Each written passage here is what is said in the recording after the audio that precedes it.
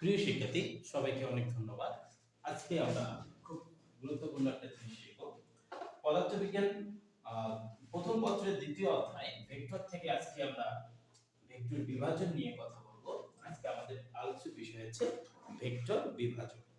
তাহলে আজকে আমরা কি নিয়ে কথা বলবো? আজকে আমাদের আলোচ্য টপিক হচ্ছে ভেক্টর বিভাজন। এই টপিকটা খুব বেশি ইম্পর্টেন্ট, খুবই চমৎকার একটা টপিক। আমরা বিগত লেকচারগুলোতে দেখেছিলাম দুইটা ভেক্টরের মিলিত প্রভাবে একটি লব্ধি সৃষ্টি হয়। সামুদ্রিক সূত্রের সাহায্যে আমরা সেটা বের করেছি। আমি যদি আবার একটু তোমাদেরকে খেয়াল করে দেই, ধরো এখানে দুইটি ভেক্টর আছে p আর হচ্ছে q, দুইটি ভেক্টর, এরা পরস্পর ও বিন্দুতে থিটা কোণে ঘিরেছে। তাহলে এদের লব্ধি কি হবে? থিটা না আলফা কোণে ঘিরেছে। এদের লব্ধি হবে কত? r। তাহলে এই লব্ধি r। এই লব্ধি ভেক্টরের মান আমরা কিভাবে, লব্ধির মানটা কিভাবে বের করেছিলাম? দেখো, লব্ধির মান বের করেছিলাম আমরা r is equal to root over p square plus হচ্ছে q square plus 2p q cos alpha।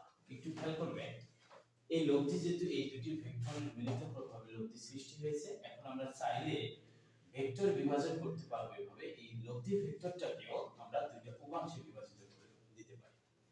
লব্ধি বিষয়টা কি? দুই বা ততোধিক উপাংশ মিলে লব্ধি সৃষ্টি হয়। অর্থাৎ দুইটা ভেক্টর মিলে আমরা যে ভেক্টরটা পাচ্ছি সেটাকে বলা হয় ভেক্টর লব্ধি। আবার এই লব্ধিটাকে ভাঙলে আমরা আবার ওই ভেক্টর দুটো পেতে পারি। এটাকে বলা হয় ভেক্টর বিভাজন, অর্থাৎ ইনভার্স প্রসেস। সামুদ্রিক সূত্রের ইনভার্স প্রসেসটা হচ্ছে ভেক্টর বিভাজন। আমরা এখন শিখব একটি লব্ধির মান থেকে কিভাবে p এবং q বের করা যায় সেটা শিখব। আশা করি তোমরা বেসিক জিনিসটা বুঝতে পারছো ভেক্টর বিভাজনটা কি। তাহলে আমরা প্রথমত ভেক্টর বিভাজন শেখার আগে আমরা প্রথমে একটা সূত্র শিখব, সেটা হচ্ছে সাইন সূত্র।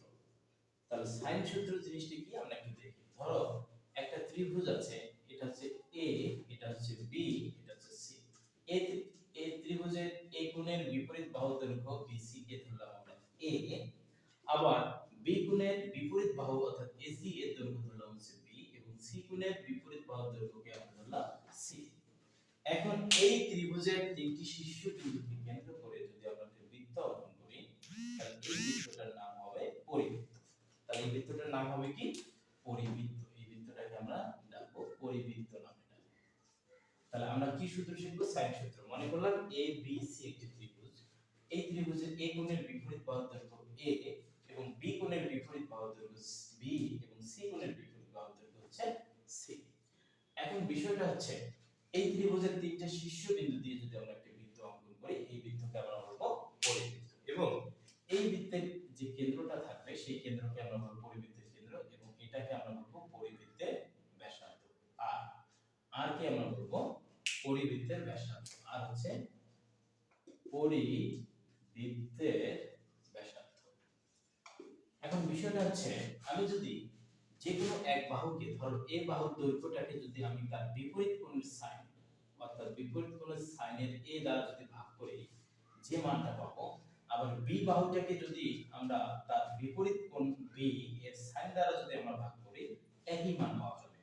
আবার c মানে c বাহুটাকে যদি আমরা তার বিপরীত কোণের সাইন দ্বারা যদি ভাগ করি, sin c, একই মান পাওয়া যাবে। এবং মজার বিষয়টা হচ্ছে এই সব মানগুলোই হবে এই ত্রিভুজের পরিবৃত্তের ব্যাসার্ধের দ্বিগুণের সমান। আশা করি তোমরা বুঝতে পারছো। তাহলে আমরা কি শিখলাম? সাইন সূত্রে যে কোনো একটা বাহুর দৈর্ঘ্যকে তার বিপরীত কোণের সাইন দ্বারা ভাগ করলে যে মানটা পাওয়া যায়, সেই মানটা অ্যাকচুয়ালি ওই পরিবৃত্তের, অর্থাৎ ত্রিভুজের যে কোনো বাহুকে তার বিপরীত কোণের সাইন দ্বারা ভাগ করলে যে মান পাওয়া যাবে, সেটা ওই পরিবৃত্তের ব্যাসার্ধের দ্বিগুণ হবে। আবার যদি আমরা b বাহুটাকে যদি তার বিপরীত কোণের sin b দ্বারা যদি ভাগ করি, মানটা ওই পরিবৃত্তের ব্যাসার্ধের দ্বিগুণ হয়ে যাবে। আবার c বাহুটাকে যদি তার বিপরীত কোণের sin দ্বারা যদি ভাগ করি, তাহলে যে মানটা পাবো তা ওই পরিবৃত্তের ব্যাসার্ধের দ্বিগুণ হয়ে যাবে। এই হলো আমাদের সেই সূত্র, খুব ইম্পর্টেন্ট সূত্র। এই সূত্রের সাহায্যে আমরা একটা ভেক্টরকে দুটি উপাংশে বিভাজিত করে দিয়ে উপাংশদ্বয়ের মানগুলো আমরা বের করার চেষ্টা করব। চলো আমরা বের করি। এর বিষয়টা হচ্ছে এরকম, ধরো আমাদের হাতে একটা লব্ধি ভেক্টর আছে। এই লব্ধি ভেক্টরকে আমরা ভেঙে দুটি উপাংশে বিভাজিত করে দেব। ধরো এইগুলো আমাদের সেই লব্ধি ভেক্টর আর। এই লব্ধি ভেক্টর আর কে আমরা দুটো উপাংশে বিভাজিত করে দেব। দেব এইভাবে, অর্থাৎ একটা হচ্ছে আলফা কোণে আর একটা হচ্ছে কি বিটা কোণে বিভাজিত করে দিয়ে এই দিক বরাবর যে উপাংশ পি ভেক্টর, এই দিক বরাবর যে উপাংশ কি ভেক্টর তার মান আমরা বের করব। তাহলে আমরা প্রথমত যে কাজ করতেছি কি করলাম, আরটা হচ্ছে আমাদের একটা লব্ধি ভেক্টর ছিল, এই লব্ধি ভেক্টরকে আমরা কি করলাম দুইটা কোণে বিভাজিত করে দিয়েছি, একটা হচ্ছে আলফা আর একটা হচ্ছে বিটা। তাহলে এই দিক বরাবর যাবে হচ্ছে পি এবং এই দিক বরাবর হচ্ছে কিউ। এখন যদি আমরা একটা সামুদ্রিক অঙ্কন করি, এটা যদি আমাদের একটা সামুদ্রিক অঙ্কন হয়, এটা হচ্ছে আমাদের একটা সামুদ্রিক হয়ে গেল, তাহলে এই ভেক্টরের প্যারালাল ভেক্টর এটা কিউ, আবার এই ভেক্টরের প্যারালাল ভেক্টর এটা আছে পি। এখন একটু খেয়াল করব আমরা, নামকরণ যদি আমরা করি, ধরলাম ও A B C, O A B C একটি সামুদ্রিক, তার ও এ বাম বরাবর যে ভেক্টরটা রিপ্রেজেন্ট হচ্ছে সেটা হচ্ছে পি ভেক্টর, এবং ও সি বরাবর Q vector, O C is equal to হচ্ছে এ বি বরাবর কিউ ভেক্টর। আবার ও বি বরাবর যে কর্ণটা, সেই কর্ণটা হচ্ছে পি এবং কিউ ভেক্টর লব্ধি। আবার এই লব্ধি এই দিক বরাবর, অর্থাৎ লব্ধির একটা উপাংশ হচ্ছে ও এ বরাবর আলফা কোণে নির্দেশে, আবার লব্ধির ও সি বরাবর আরেকটা উপাংশ হচ্ছে কিউ। এখন আমরা চাই আর থেকে আমরা এই দুটো উপাংশ বের করব, আর এর সাথে এই দুটো উপাংশ বের করব। আগে আমরা দেখেছিলাম এই দুটো ভেক্টরের মিলিত প্রভাবে লব্ধি বের করা শিখেছি, এবং ভেক্টর বিভাজনে আমরা শিখব লব্ধিকে ভেঙে দুটো উপাংশ বের করা। এর জন্য আমরা যে কাজটা করব, ওহে বাহুটাকে আমরা একটু বর্ধিত করব, বর্ধিত করে বি বিন্দু থেকে তারপর একটা আমরা লম্ব, তাহলে লম্ব যদি আমরা অঙ্কন করি তাহলে কি হয়ে যাবে, তাহলে বা লম্ব অঙ্কন করার দরকার নেই, শুধুমাত্র ওই বাহুটাকে আমরা বর্ধিত করলাম ডি পর্যন্ত, ধরো ডি পর্যন্ত বর্ধিত করলাম। তাহলে এই যে অ্যাঙ্গেলটা, এই অ্যাঙ্গেলটা কত হবে, এই অ্যাঙ্গেলটা আর এই অ্যাঙ্গেলটা দেখো সমান সমান অ্যাঙ্গেল, অর্থাৎ এই অ্যাঙ্গেলটা হবে আলফা প্লাস হচ্ছে কত বিটা।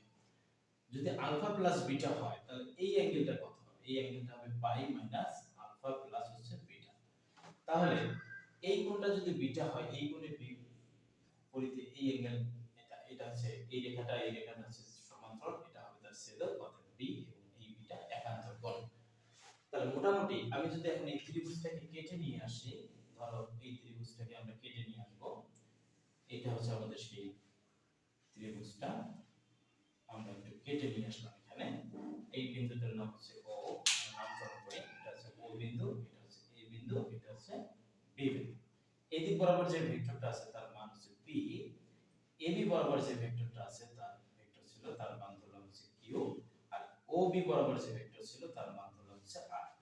এখন আমরা এই কোণটা জানি, এই কোণ মানে হচ্ছে আলফা, এবং এই কোণ মানে হচ্ছে পাই মাইনাস হচ্ছে আলফা প্লাস বিটা, এবং এই কোণ মানে হচ্ছে আমরা জানি বিটা। লিখে ফেললাম। এখন এই ত্রিভুজের মধ্যে আমরা চাইলে সাইন সূত্র অ্যাপ্লাই করতে পারি। আমি যদি পি ভেক্টরের মান যদি বের করতে চাই, অর্থাৎ ওবি এর মান যদি বের করতে চাই, ওবি এর বিপরীত অ্যাঙ্গেল হচ্ছে sin বিটা দ্বারা আমরা ভাগ করব, তাহলে যে মানটা পাবো সেটা হবে কিউ ভেক্টরকে, অর্থাৎ এবি বরাবর যে ভেক্টরটা আছে তার মান হচ্ছে কিউ, আর কিউ কে যদি তার বিপরীত কোণের sin আলফা দ্বারা ভাগ করি একই মান পাওয়া যাবে। আবার আর ভেক্টরটির মানটাকে যদি আমরা কি করি, এর বিপরীতের কোণে যদি sin দ্বারা যদি ভাগ করি, অর্থাৎ পাই মাইনাস আলফা প্লাস বিটা দ্বারা যদি ভাগ করি সেম জিনিস পাওয়া যাবে। এটি হচ্ছে আমাদের সাইন সূত্র। এখন আমরা আসো সলভ করি, p divided by sin beta is equal to r divided by pi মানে 100 ডিগ্রি, sin sin এ থাকবে sin আলফা প্লাস বিটা আমরা লিখতে পারি, এটা লেখা যাবে। আবার যদি আমরা এই অনুপাতটা নেই, q divided by sin alpha is equal to যদি লব্ধি ভেক্টর r নেই sin, এটা কি লেখা যাবে sin আলফা প্লাস হচ্ছে বিটা, sin sin এ থাকবে কারণ পাই 180 ডিগ্রি হচ্ছে 290। এখন এখান থেকে দেখো আমরা p বের করতে পারি, অর্থাৎ p বের করার সূত্র হবে হচ্ছে r sin beta divided by sin alpha plus হচ্ছে বিটা। আবার এখান থেকে যদি আমরা q বের করি, q কিভাবে বের করব, r sin alpha divided by sin alpha plus beta. এইগুলো আমাদের সেই সূত্র, অর্থাৎ একটা ভেক্টরকে দুইটা কোণে বিভাজিত করে সেই বিভাজিত উপাংশ দ্বারা আমরা মান বের করার চেষ্টা করলাম। ধরো যদি আমরা p মান বের করতে চাই, p উপাংশের যদি মান বের করতে চাই তাহলে কি হবে, sin আলফা প্লাস বিটা, অর্থাৎ ভেক্টর দুটির মধ্যবর্তী কোণের যোগফলটা থাকবে নিচে, অর্থাৎ আলফা প্লাস বিটা নিচে থাকবে। আর তুমি যাকে বিভাজিত করছো তার মান বসাইতে হবে উপরে, তারপর বসাইতে হবে sin, সেই লব্ধি বাকি বলটার সাথে বাকি উপাংশের সাথে কত কোণ উৎপন্ন করছে সেটা থাকবে। আমি যদি কিউ বের করতে চাই নিচে কি বসাবো sin আলফা প্লাস বিটা এবং যাকে বিভাজিত করতেছি তার মান লাগবে লব্ধি তারপর লাগবে sin লব্ধি বাকিটার সাথে কত গুণ উৎপন্ন করছে সেটা। আমি যদি এটা বিষয়টা যদি এইভাবে একটা ম্যাথমেটিক্সের সাহায্যে বুঝাই তাহলে তোমরা খুব সহজে বুঝতে পারবে। দেখো যদি এই রকম বিষয়টা হয় ধরো আমরা সূত্রটা লেখা শিখবো। ধরো এটা আছে লব্ধি ভেক্টর আছে আর এদিক বরাবর বিভাজিত হয়ে গেছে আলফা গুণে আর এদিক বরাবর বিভাজিত হয়ে গেছে বিটা গুণে এদিক বরাবর বিটা গুণে বিভাজিত হয়ে গেছে। এখন যদি আমি পি বের করতে চাই অর্থাৎ লব্ধির এই উপাংশটা যদি বের করতে চাই এটা যদি আমাদের পি হয় এটা যদি পি হয় আর এটা যদি পি হয় আমি যদি পি বের করতে চাই তাহলে আমি কি লিখব sin কোণ দুইটার যোগফল আলফা প্লাস হচ্ছে বিটা আর যাকে বিভাজিত করেছি তার মান লাগবে তারপর বসাবো হচ্ছে sin লব্ধি বাকি উপাংশের সাথে কত গুণ হচ্ছে সেটা। এখন যদি আমি কিউ বের করতে চাই কিউ যদি বের করতে চাই তাহলে আমরা কি করব sin আলফা প্লাস বিটা যোগ করে দেব আলফা প্লাস বিটা যোগ করে দেব আমি যাকে বিভাজিত করতেছি তার মান বসাবো উপরে তারপর বসাইতে হবে sin লব্ধি বাকি বলটার সাথে কত গুণ হচ্ছে সেটা। ওকে অলরেডি আমরা বুঝতে পারলাম যে একটি ভেক্টরকে দুইটি লম্ব উপাংশে কিভাবে বিভাজিত করে দেয়া যায়।